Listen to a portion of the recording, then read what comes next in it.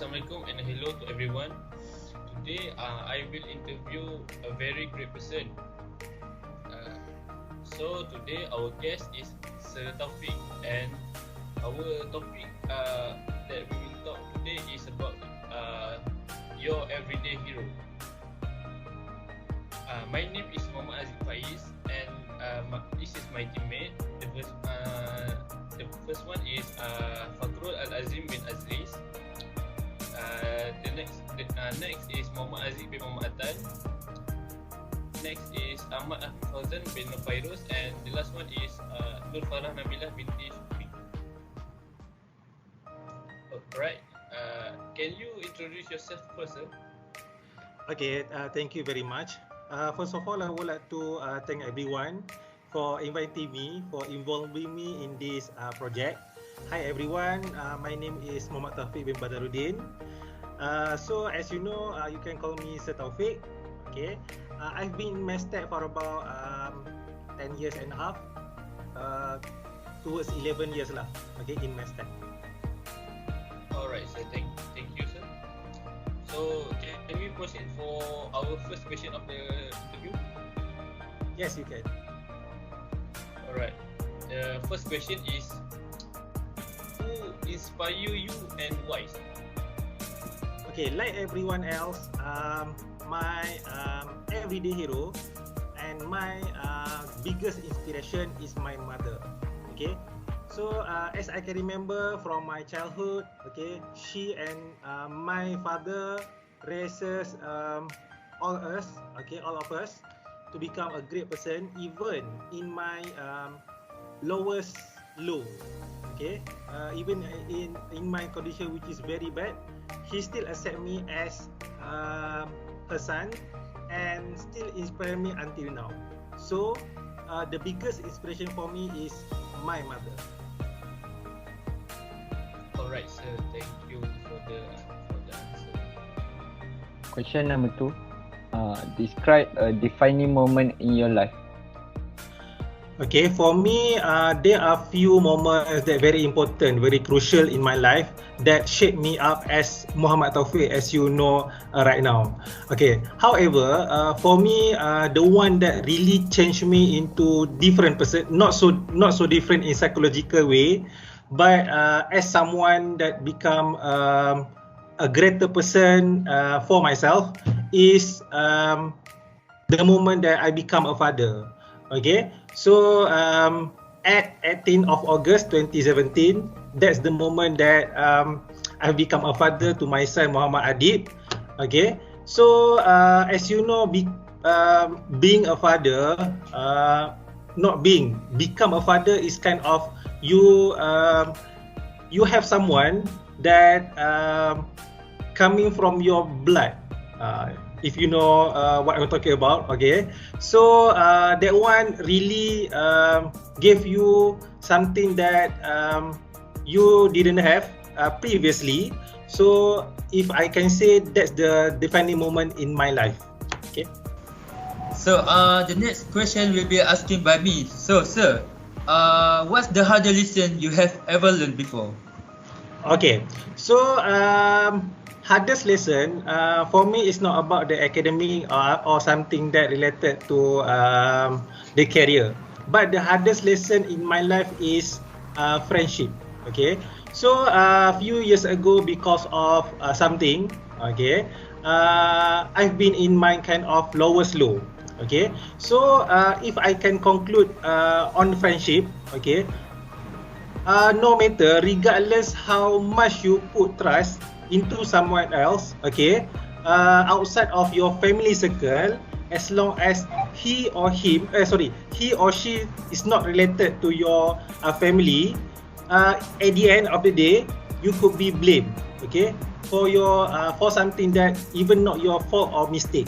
Okay, so how much you put the trust, okay, in the at the end of the day, he can put you into so much trouble. That's why I can say that the hardest lesson for me is friendship. Okay, thank you, sir. The next question is, What is your biggest accomplishment?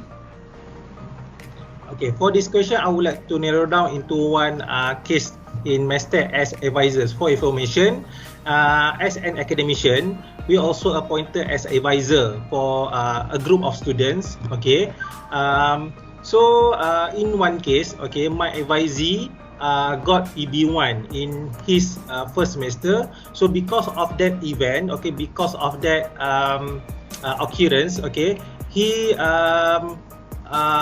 missed 1 year compared to batchmate. Okay, so towards the end, after the clinical placement or intra, he was offered a position in the intra place. Okay, however, because of the PB1, because of the drag, because of the outstanding fees, okay, he cannot pursue his job because of that.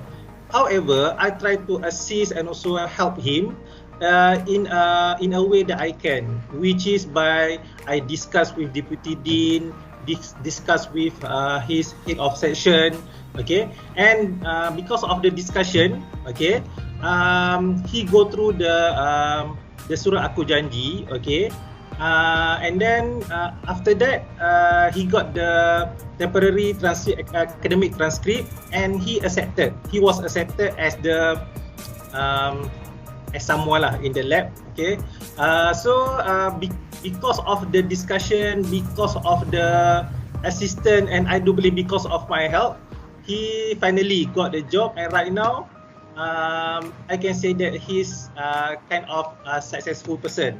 So alhamdulillah, everything from Allah, but through my assistant, he can be someone that successful as others. That one I memang remember because dia someone yang not dia the student came from not so, I mean, poor background family, so we try to help lah, okay, in a way that we can.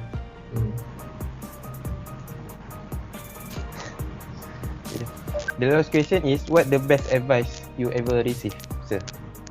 Okay, the best advice that I've ever received, and also the one that I always apply to myself is comparing yourself is good, but too much is not. Okay, because of social media today, okay, you always compare to what people posted every day. Okay, food, traveling, friends, money, and etc. Okay, so if a little bit of time you spend comparing yourself, okay, is good. But if you always compare yourself, okay, it will put you in a situation where you will feel that you are so inferior to others. Okay, you mungkin pernah dengar the statement of kalau nak melihat dunia, lihatlah orang yang di bawah anda. Kalau nak melihat akhirat, lihatlah orang di atas anda. So you must apply to this statement. Okay, but if you always compare yourself like I'm so hideous, I'm so stupid, I'm so not good, I'm so not whatever lah. Okay, so it will put you into a situation where psychologically affected. Okay, your personality as already a good person. Okay, so trust me, you can compare yourself, but do not always or not too much. Okay, just sometimes, or but the most important, not so frequently. Okay, that's all from me. Thank you, sir. Alright, for the last question, what you have done to contribute back to the society, sir? Okay, regarding the contribution, okay, I think I can mention two things. Okay, number one is being an academician. Okay, you have the opportunity to share your knowledge, okay, with students. Okay, as a lecturer, you did not own the knowledge. Okay, you just borrow and then borrowed for you, okay, from the creator, and you deliver the information. So that's why I've always said in the class, the lecturer is not someone that giving ataupun not someone that creating the knowledge, but just delivering and sharing the one that you get during the class. Okay. So based on the one hadith that you also know, okay, there are 3 things that follow you permanently into the next alam. Okay. Number 1 is harta yang diwakafkan. Okay. Number 2 is doa daripada anak-anak yang soleh dan soleha. And number 3 is ilmu yang disampaikan. So if the knowledge is as you all, okay, you are the MBA student, after the graduation, insyaAllah in future you will get a job, you apply this knowledge. So insyaAllah, okay, the pahala tu will be maybe insyaAllah lah will be shared to me also. Okay, that's number 1. Number 2 is that I can be proud of is, okay, that one bukan nak riak this one bukan nak riak. Okay, is I can be someone that lead. Okay, can be someone that leader for, I mean an imam lah. Okay, in fact